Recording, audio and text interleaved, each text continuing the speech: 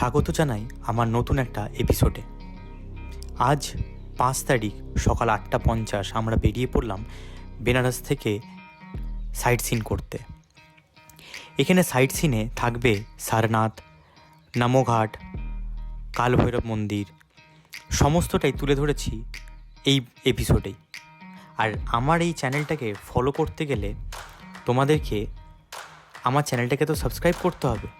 তো অবশ্যই আমার চ্যানেলে ঢুকতে গেলে ইউটিউবে সার্চ সেকশনে গিয়ে ব্লগার বাবাই টাইপ করলেই তোমরা ফার্স্টেই আমার চ্যানেলটাকে পেয়ে যাবে। এবার কিছুই না, আমার চ্যানেলে ঢুকতে হবে, একটা সাবস্ক্রাইব বাটনের জায়গায় সাবস্ক্রাইব বাটনটাকে ক্লিক করতে হবে, অল নোটিফিকেশান অন করতে হবে, আর ভিডিও সেকশনে গিয়ে ভিডিও দেখতে হবে। আর যদি তোমরা আমার সমস্ত ভিডিও একসাথে দেখতে চাও তাহলে আমার পডকাস্ট সেকশনে গিয়ে সেই ভিডিওগুলো তোমরা ফলো করতে পারো। আর তোমাদের জন্যই এই ভিডিওগুলো আজকে এত দূর পৌঁছেছে।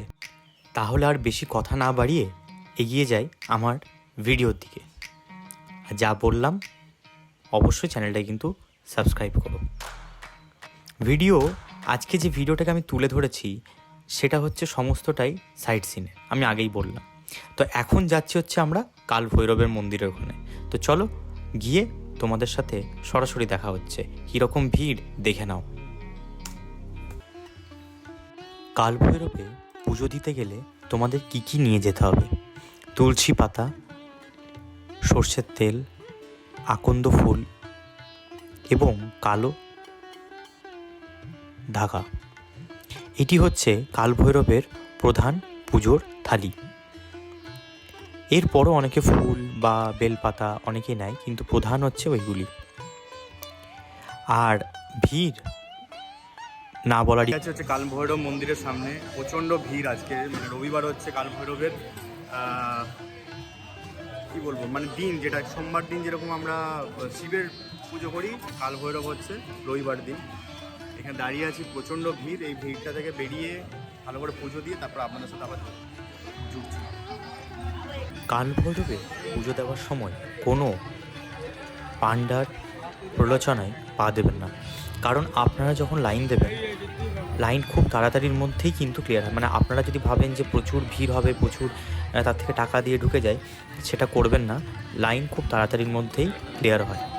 তো সাবধানে যাতায়াত করবেন, আর মোবাইল সমস্ত কিছু ডকুমেন্ট নিজের পকেটে খুব সাবধানে রাখবেন। অবশেষে মানে বলতে গেলে ফাইনালি আমরা পুজো দিয়ে অন্নপূর্ণা কচুরি ভাণ্ডারে এসে কচুরি খেয়ে এখানে জিলেপি টেস্ট করে বেরিয়ে পড়লাম সারনাথের উদ্দেশ্যে। আর অবশ্যই আপনারা এলে অন্নপূর্ণা রেস্টুরেন্টে একবার খেয়ে দেখবেন। খ্রিস্টপূর্ব 6ষ্ঠ শতাব্দীতে নেপালের লুম্বিনীতে জন্মগ্রহণ করেন গৌতম বুদ্ধ, যার আসল নাম সিদ্ধার্থ গৌতম। রাজা শুদ্ধোধন এবং রানী মহাদেবীর পুত্র ছিলেন এই গৌতম বুদ্ধ, যিনি বৌদ্ধ ধর্মের প্রচার করেন। আজ আমি যে স্ট্যাচুটির সামনে দাঁড়িয়ে আছি সেই স্ট্যাচুটির উচ্চতা হচ্ছে 80 ফুট, যা বানাতে সময় লেগেছে 14 বছর। আর সমস্ত স্যান্ডস্টোনের দ্বারা, মানে স্টোন পাথরের তৈরি এই মূর্তি, যার সামনে আমি এখন দাঁড়িয়ে আছি।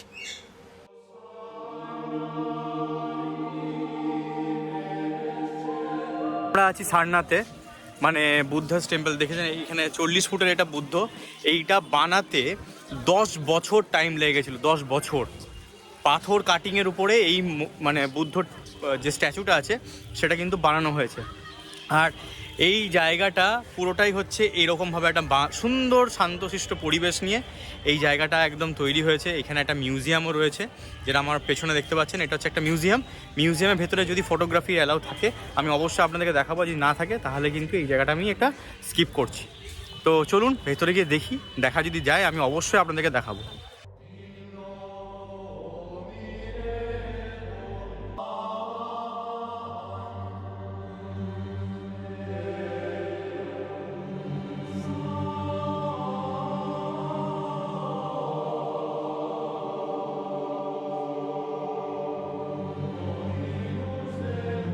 ভেতরে আছে হচ্ছে সারনাথের বড় একটা স্ট্যাচু, যেটা 40 ফুট, যেটা বললাম আপনাদেরকে।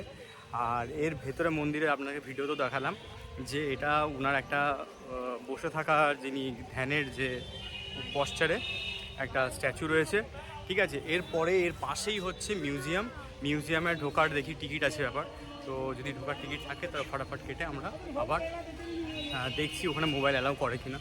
এখানে তো মেলাও ছিল, ওইখানে দেখতাম মেনলি, যেটা আমি বলছিলাম ওটা ওখানে একটা দেখি যে মোবাইল অ্যালাউ করে কিনা। এখন আমরা জাস্ট বেরিয়েছি, কিন্তু ওখান থেকে মিউজিয়াম ঢুকতে পারিনি, মিউজিয়ামে প্রচণ্ড ভিড় ছিল। আর এবারে আমাদেরকেও ফেরার ব্যাপার আছে, অনেক দেরি করে আমরা যেহেতু বেরিয়েছি। আপনারা যদি সব কিছু বেনারসে কভার করতে চান মোটামুটি একটা সাইড, তাহলে সকাল 8টার সময় বেরোনোটাই হচ্ছে সব থেকে ভালো। কারণ 8টার সময় বেরোলে মোটামুটি আপনারা সব কিছু কভার করতে পারবেন সন্ধ্যেবেলার মধ্যে। আর তার পরের দিনকে আপনারা রাখবেন হচ্ছে ফোর্ট যেগুলো আছে সমস্ত কিছু। এবারে এখন যেই জায়গাটা যাচ্ছি সেটা হচ্ছে নমঘাট। তো নমঘাটে যাওয়ার পর ওখানে গিয়ে কিছুক্ষণ ঘুরে আমরা চলে যাবো হচ্ছে সংকটমোচন হয়ে যাওয়ার পরে ওখান থেকে বিএইচইউ করার পরে যদি আমাদের সময় থাকে তাহলে দুর্গা মন্দির বা তুলসী মানস মন্দির এগুলো কমপ্লিট আমরা করবো। তো চলুন, ওখানে গিয়েও দেখা হচ্ছে আপনাদের সাথে। আর কীভাবে যাবেন না যাবেন, এই যে দাদা আছে টোটো দাদা, এই টোটো দাদার সাথেই আমরা পুরো আগের বছরও ঘুরেছিলাম যখন এসেছিলাম বেনারসে। আর এবারেও ওনাকে কন্ট্যাক্ট করেছি, কারণ ভালো লেগেছে।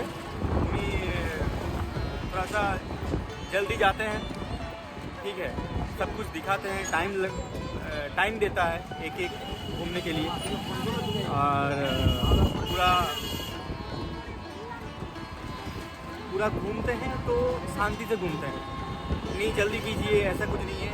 पूरा शांति से घूमो और एकदम नियरेस्ट लोकेशन में आपको उतराएगा।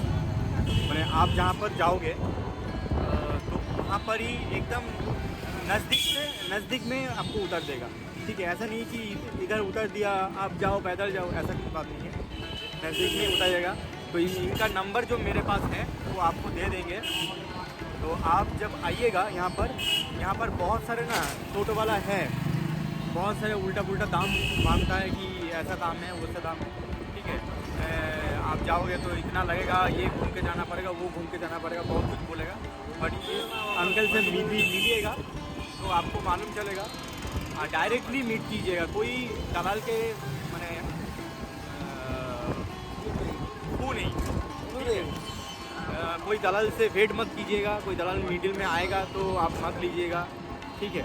इसलिए इनका जो नंबर है हम डिस्क्रिप्शन बॉक्स में दे देंगे और डिस्प्ले में भी दे देंगे, आप डायरेक्टली कांटेक्ट कर लीजिएगा। तो चलिए नमघाट में जाकर आप लोगों के साथ मीट करते हैं।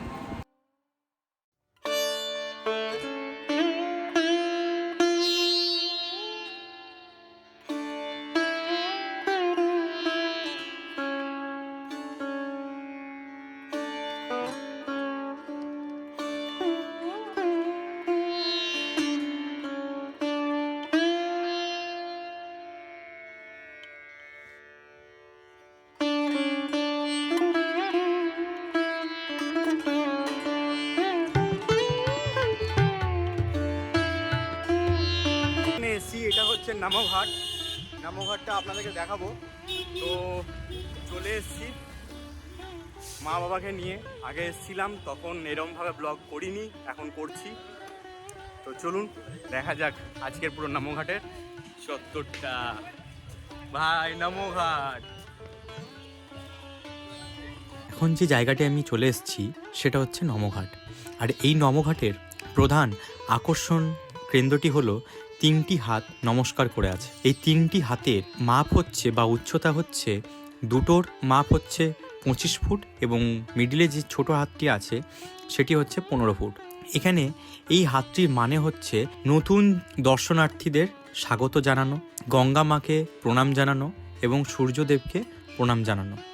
এবারে এই যে তথ্যটি আমি আপনাদের সাথে শেয়ার করলাম সেটা বিভিন্ন জায়গায় বিভিন্ন মত বা তার পরিপ্রেক্ষিতেই কথা বলা। তো যদি আপনাদের এখানে কোনো কথা বলার থাকে তো অবশ্যই আমাকে কমেন্ট সেকশনে জানাবেন যে এটা মূলত কী হিসাবে বানানো হয়েছে। এছাড়াও এখানে বিভিন্ন টাইপের খাওয়া দাওয়ার রেস্তোরাঁ তৈরি হয়েছে, সিএনজি পেট্রোল পাম্প বা পেট্রোল পাম্পও তৈরি হয়েছে।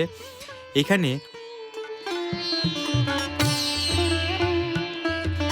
এই জায়গাটা হচ্ছে নামোঘাটের একদম কাছে, এই যে নামোঘাট, আর নামোঘাটের কাছে আমরা এখন চলে এসেছি। এবারে এই জায়গাটা হচ্ছে মানে স্বাগত জানাচ্ছে বেনারসে, যারা আপনারা আসছেন কাশী বেনারসে স্বাগত জানানোর জন্য এই নামোঘাট। আর এখানে এরকম ডাবল টেকার ব্রিজ আছে, যেখানে উপরে গাড়ি আর নিচে হচ্ছে ট্রেন। আর এখানে এখন বাচ্চাদের খেলনার প্রচুর জিনিস করে দিয়েছে, সেই জায়গাগুলোতে এখন আপনাদেরকে দেখাচ্ছি। তো কেমন লাগছে অবশ্যই কমেন্ট সেকশনে জানাবেন, আর অবশ্যই এই জায়গায় আসবেন, কারণ নামোঘাটে আলাদা একটা মানে শান্তিপ্রিয় জায়গা। এখানে অনেকেই আসে নিজেদের টাইম স্পেন্ড করার জন্য, সন্ধ্যেবেলা এটাকে অসাধারণ লাগে, ঠিক আছে। আর যখন আসবেন এখানে মোটামুটি এটার রেঞ্জ হচ্ছে একদম অত দূর থেকে এইদিকে এই নীল যে বোর্ডটা আছে এইটুকু পর্যন্ত। এখানে এখন রেস্টুরেন্ট থেকে আরম্ভ করে খাবার জায়গা সব কিছু হয়ে গেছে, ইন্ডিয়ান অয়েলের পেট্রোল পাম্প হয়ে গেছে, আপনারা যদি গাড়ি নিয়ে আসেন প্রবলেম হবে না।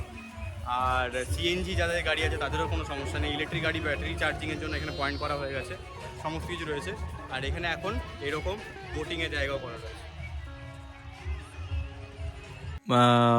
একটা নাট্য মঞ্চ হিসেবেও বা মাল্টিপারপাস মঞ্চ হিসেবেও একটা জায়গা তৈরি হয়েছে, যেখানে সমস্ত রকম প্রোগ্রাম আয়োজন করা যেতে পারে।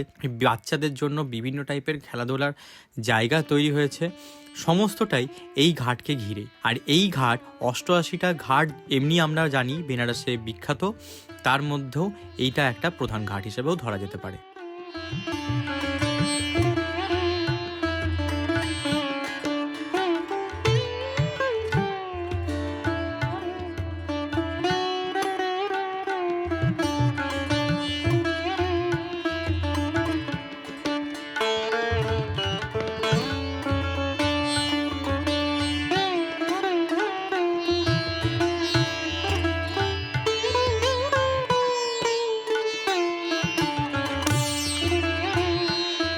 অরিজিনালি যদি আপনাদেরকে সারনাথ যদি ভ্রমণ করতে হয় মানে ঘুরতে হয়, তাহলে মিনিমাম 3 ঘন্টা হচ্ছে সারনাথের পুরো ঘোরার টাইম। সারনাথ ঘুরতে গেলে মিনিমাম 3 ঘন্টা, কিন্তু আমাদের অতক্ষণ টাইম নেই, আমরা জাস্ট সামনাসামনি সারনাথ দেখে নিয়েছি, মিউজিয়ামটা ঢুকতে পারিনি।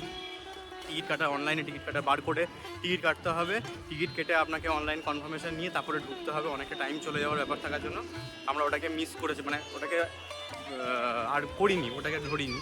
তারপরে চলে এসেছি হচ্ছে এই নামোঘাটে। নামোঘাটটা তো আপনাদেরকে পুরোটাই দেখালাম, ঠিক আছে। এরপরও সামনের দিকটাতে যাবো, ওই দিকটাও কিছুক্ষণ দেখাবো। দেখি এখান থেকে বেরিয়ে যাবো হচ্ছে সংকট মোচন। তো সংকট মোচন যাওয়ার পর মোটামুটি ওখান থেকে যাব হচ্ছে বিএইচইউ 7টা অবধি যে বিড়লা মন্দির আছে শিবের, সেটা খোলা থাকে, তো ওইটাকে দেখবো। তারপরে আমাদের যদি টাইম থাকে তারপরে বাকি দুর্গা মন্দির, তুলসী মানস মন্দির এগুলো দেখবো, না হলে আমরা ব্যাক করবো। তো এখন চলে এসেছি, দেখুন সামনেটা। আর এইটা হচ্ছে ডবল টেকার, মানে ডবল টেকার বলতে উপরে গাড়ি যাচ্ছে, নিচে ট্রেন, এই হচ্ছে ওই জন্য এটাকে নাম দিয়েছে ডবল টেকার।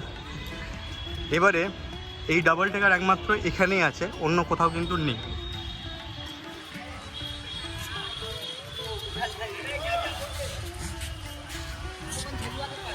এখন যেখানে যাচ্ছি সেটা হচ্ছে ভারত মাতার মন্দির। আর এই ভারত মাতার মন্দিরে ভাববেন না যে এখানে কোনো মূর্তি পুজো হয়, এখানে কিন্তু কোনো মূর্তি পুজো হয় না।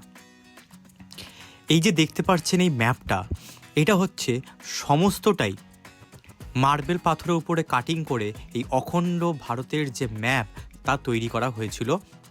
এই মন্দিরটা নির্মাণ করা হয়েছিল 1918 সালে। 1918 সালে এই ম্যাপটা বা এই মন্দিরটা যখন নির্মাণ করা হয়, এটি শেষ হয় 1924 সালে। কিন্তু কোনো কারণ উপায়ে এই মন্দিরটির জনসাধারণের জন্য খুলে দেওয়া হয় 1936 সালে 25শে অক্টোবর। আর এটি উদ্বোধন করেছিলেন গান্ধীজি, মহাত্মা গান্ধী। আর গুরু শিবপ্রসাদের দূরদর্শিতার কারণে এই মন্দিরটি একটি প্রধান স্থান অধিকার করে পুরো বেনারসে। তার করে যাওয়া এই স্মৃতি এখনো পর্যন্ত অবিকল ওইভাবেই মেনটেন করা হচ্ছে একইভাবে। এখন যেখানে যাচ্ছি সেটি হচ্ছে BHU, বারাণসী হিন্দু ইউনিভার্সিটি বা বেনারস হিন্দু ইউনিভার্সিটি। আর এখানে আসার পর পুরো জায়গাটা ঘুরে ভিডিওটা অনেকটা বড় হয়ে যাওয়ার জন্য আমাকে এখানে অবধি সেটাকে শেষ করতে হয়েছে। কিন্তু হ্যাঁ, ওই একটাই কথা, যদি আপনাদের আমার ভিডিও ভালো লেগে থাকে তাহলে অবশ্যই শেয়ার অ্যান্ড সাবস্ক্রাইব করতে কিন্তু ভুলবেন না। আর বেল আইকন অবশ্যই ক্লিক করে রাখবেন যাতে আমার নতুনত্ব ভিডিও আপনাদের কাছে খুব তাড়াতাড়ির মধ্যে পৌঁছায়। আর আপনাদের আশীর্বাদ এবং ছোটদের ভালোবাসায় আজকে আমার চ্যানেল 1000 সাবস্ক্রাইবারের পূরণ করলো। এইভাবেই সাথে থাকুন, আশীর্বাদ করুন যেন আরও অনেক দূর যেতে পারি।